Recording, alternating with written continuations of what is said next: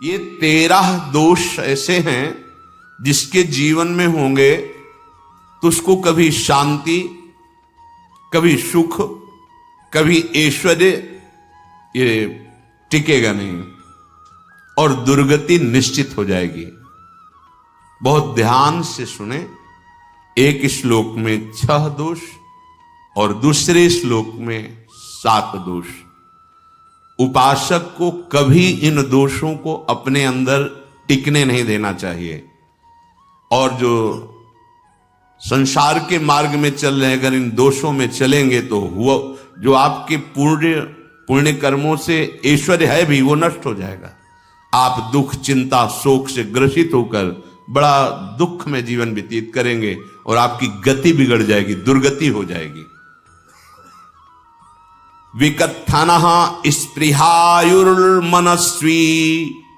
बिभ्रत कोपम चपलो अरक्षणश्च एतान् पापाः षण्णराः पाप धर्मान् प्रकुर्वते नोऽत्र सन्तः सुदुर्गे संभोग संविद विषमोति मानी दत्तानुतापी कृपणो बलीयान वर्ग प्रशंसी वनितास्तु देष्टा एते परे सप्तनशंस वर्गाः।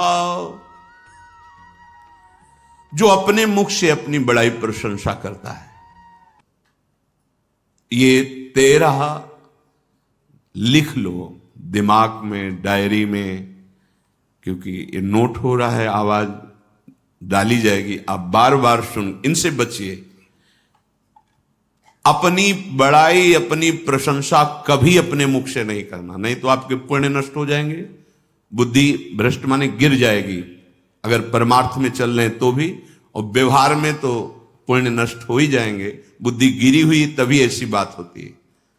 और यह दोष बहुतायत है, ये बहुत प्रभावशाली है। अपनी बड़ाई मारना, इसको देख लो, पकड़ो, सत्संग है। अपने मुख से कभी अपनी बड़ाई ना करना। अगर कोई अपने मुख से अपनी बड़ाई करता है तो उसके सुकृत नष्ट हो जाते हैं, बुद्धि भ्रष्ट माने गिर जाती, पतित हो जाती है, फिर निर्णय ठीक नहीं। अगर हमारा सारथी, हमारा ड्राइवर मूढ़ हो तो कहीं भी हमको गिरा देगा, तो वो बुद्धि भ्रष्ट मतलब गिर जाती है, निर्णय करने लायक नहीं रहती। अपनी प्रशंसा अपने मुख से करना। दूसरा, लोलुपता, ये वृत्ति नहीं होनी चाहिए। धर्म से चलेंगे, धर्म के द्वारा जो हमें प्राप्त होगा उसी से हम अपना भरण पोषण करेंगे। आपके बच्चे स्वस्थ होंगे, बुद्धिमान होंगे, परिवार में बहुत सुख और शांति होगी। भले दीपक की तरह जलो, बहुत काल तक रहेगी। लक्ष्मी जी भी आपके घर में बहुत काल, हम ये नहीं कहते कि बहुत नहीं, जितनी है बहुत सुख शांति से चलोगे। अगर लोलुपता करोगे, हिंसा, छल कपट, व्यभिचार, चोरी, ऐसे धन आ जाए, वो आएगा, लेकिन वो हाइलोजन की तरह आएगा, एकदम प्रकाश और फ्यूज, बिल्कुल अंधकार करके जाएगा। देख लेना, तुम्हारे जो सुख के हेतु हैं, तुम्हारा शरीर, तुम्हारे बच्चे, तुम्हारी पत्नी, तुम्हारा परिवार, उसको देख के तुम रात दिन जलोगे बिना आग के। ऐसे उनके आचरण होंगे, ऐसे उनके अंग होंगे, ऐसे उनके दिमाग होंगे, ऐसा उनका व्यवहार होगा। ये लोलुपता अगर उपासक में या किसी में है तो उसको नष्ट कर देती है। सावधान। तीसरा, यदि आपका अपमान होता है तो आपको उसे सहन करना होगा, उससे आपके पाप नष्ट हो जाएंगे। जो तनिक सा भी अपमान होने पर बहुत क्रोध करके दूसरे का अपकार करने लगता है, ये आपका पतन करा देगा, ये आपको फंसा देगा, हृदय जलेगा, अर्थव्यवस्था नष्ट होगी, पूरा परिवार दुखी होगा। जरा सा अपमान की संभावना में आप किसी से भी भिड़ गए, किसी से भी, वो ये प्रवृत्ति आपका पतन कर देगी। उपासक में तो अपमान सहना अमृत है, नीचापमानम सुधा, पर व्यवहार में भी ज्यादा उत्तेजित मत होइएगा। ये तो कुछ मिनट की बात है, अगर आपने उसे मारा पीटा, रिपोर्ट हुई कानून की, ओ फंसते चले जाओगे, अर्थ जाएगा, समय जाएगा, चिंतन जाएगा, बहुत तरह से हानि हो जाएगी। अगर आप सह गए तो आपका सहना उसके लिए आग बन जाएगा। उमा क्षमा साप होते भारी, तुम्हें दंड देने की जरूरत नहीं, उसका एक कर्म ही उसे दंड दे देगा। आप शांत हो जाइए, आप सत्संगी हैं, आप शांत रहिए। चौथा, निरंतर क्रोध और उसका चिंतन। बैठे बैठे बस द्वेषियों का चिंतन ही हो रहा है, अंदर क्रोध का चिंतन और द्वेषियों का चिंतन ही हो रहा है। द्वेष भरी बातें, द्वेष भरे क्रियाएं, उन्हीं का चिंतन करके जलते रहना क्रोध से। उपासक को तो क्रोध करना ही नहीं चाहिए, बहुत शांत।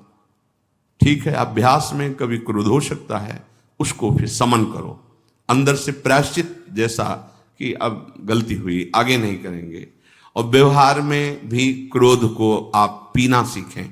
अगर बार बार आपका क्रोध प्रकट होता ही रहेगा, आपका स्वभाव बिगड़ जाएगा, आपके पुण्य नष्ट हो जाएंगे और आपका जीवन नष्ट हो जाएगा। देने वाला उतना दे देगा आपको, आनंदित रहो। पैसा खर्चा, सब पूरे जीवन का विध्वंस मचा दिया क्रोध ने। कहीं भी आप देखो, किसी से क्रोध करके देखो, फिर देखो तुम्हारा भजन चल रहा है, तुम्हारी वो आनंद वृत्ति है नहीं, जलोगे और वो जलन और गुस्सा दिलाएगी और वो बैठे बैठे जलो नहीं। ये क्रोध जो है, ये चाहे व्यवहार में हो चाहे परमार्थ में, दोनों की हानि करने वाला है। और आश्रित जनों की रक्षा ना करना।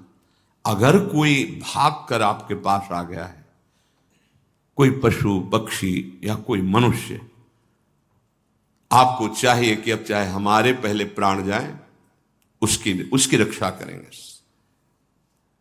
सीवी जैसे तो कोई बिरले ही होते हैं, पर इतना जरूर ध्यान रहे, जैसे कोई पशु पक्षी किसी भय से आपके सीमा के अंतर्गत आ गया है, अब उसकी रक्षा करनी है आपको।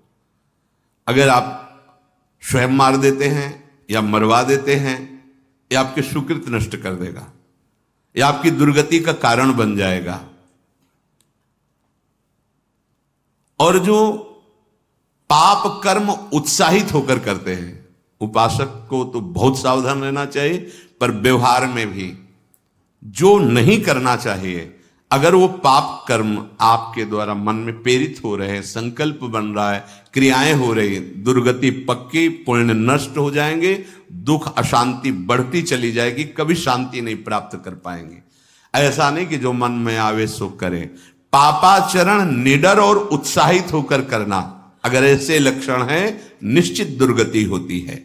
ये 6, अपनी बहुत बड़ाई करने वाला अपने मुख से, लोलुपता, तनिक से अपमान में सहन ना करने वाला, निरंतर क्रोधी और आश्रित जनों की रक्षा न करने वाला, और निडर हर्षित होकर पाप कर्म करने वाला।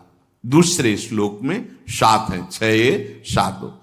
1, संभोग का ही चिंतन करना, संभोग में ही मन लगाना, संभोग दूसरी स्त्रियों के साथ करने की भावना रखना। संभोग पहला है, संभोग। रात दिन बैठे बैठे बस यही चिंतन करना, गंदी बातों का, गंदी बातें देखना, गंदी बातें सुनना, गंदी बातों का चिंतन करना। फिर अन्य माताओं बहनों के प्रति काम दृष्टि से देखना, कोई आ जा रही है तो दृष्टि से, काम भाव से देखना, भोग बुद्धि से देखना, निश्चित पुण्यनाश दुर्गति।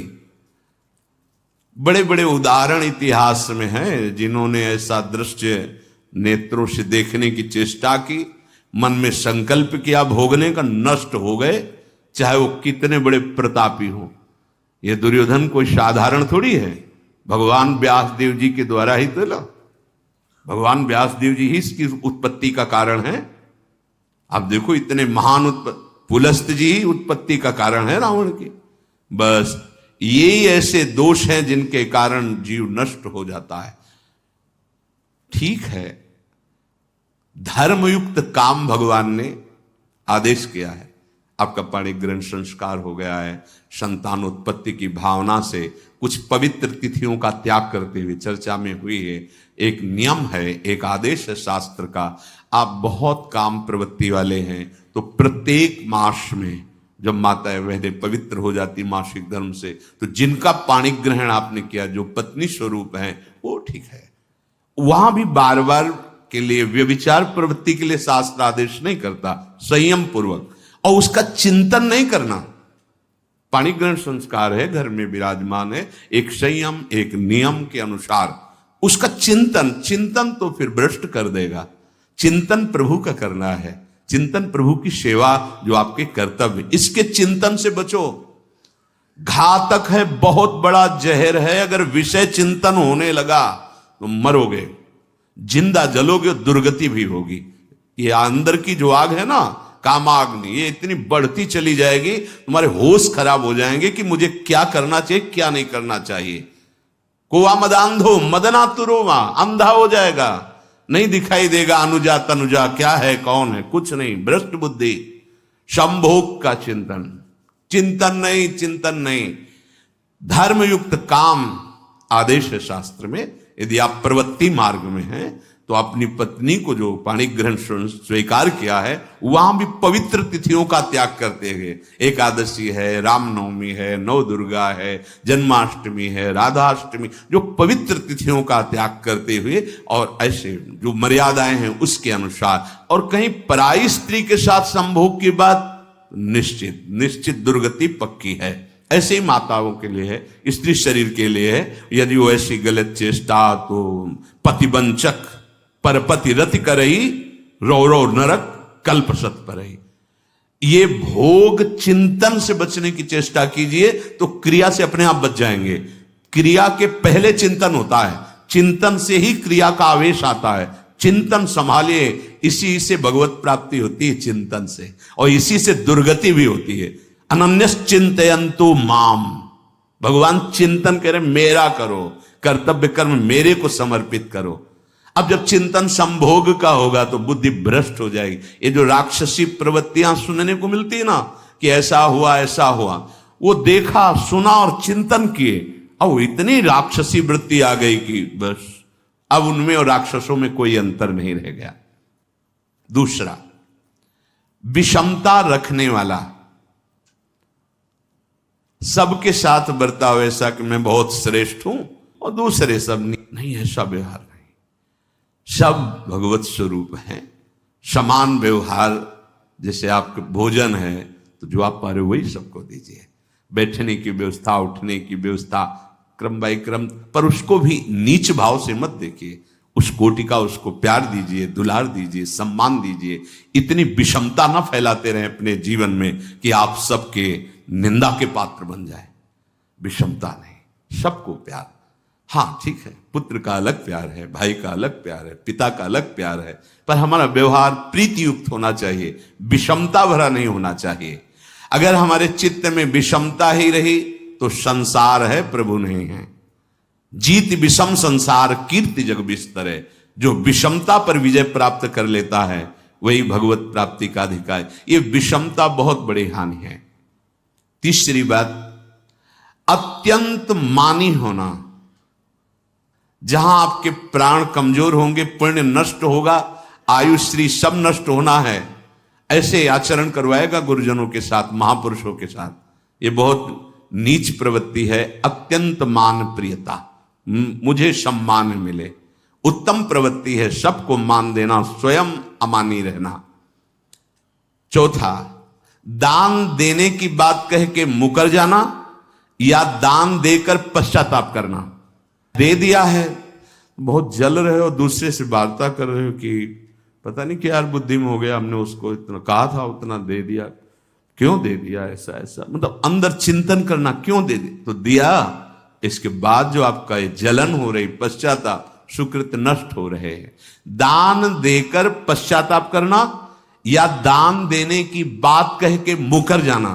जैसे आपने कह दिया आपको इतना इतना ऐसा, अब आप मुकर गए, ब्याज सहित तुम्हें देना होगा, ये तुम्हारी दुर्गति का कारण बन जाएगा। ऐसे ही नहीं बोलना चाहिए, बहुत होश से। वाणी एक अमोल है, जो कोई बोले जान, ये तराजू तौल के तब मुख बाहर आन। पांचवा, अत्यंत कृपण होना। ना परिवार को सुखी कर पा रहा, ना अपने को सुखी कर पा रहा है। एक एक सिक्का बैंक में जो मर गया। धन की वास्तविक गति यही है कि अपने परिवार को खूब उसकी अनुकूलता प्रदान करो, उसमें से कुछ हिस्सा किसी ऐसे को जिससे तुम्हें बदले में कुछ लेने की भावना ना हो। कोई साधु महात्मा, गाय, पशु पक्षी, किसी भी जीव बीमार है शरीरधारी, उसके जिससे कुछ कभी लेने की भावना ना हो, एहसान की भावना ना हो। सो धन धन्य प्रथम गति जाकी, धन्य हो गया उसका धन। अब वो कृपण का धन किसी काम में ना स्वसुख, ना परिवार के सुख, ना धर्म कार्यों में, व्यर्थ जीवन चला गया। उसी धन का चिंतन करना, उसी का संग्रह करना और उसी की रक्षा करते करते शरीर छोड़ देना, तो चिंतन बिगड़ गया।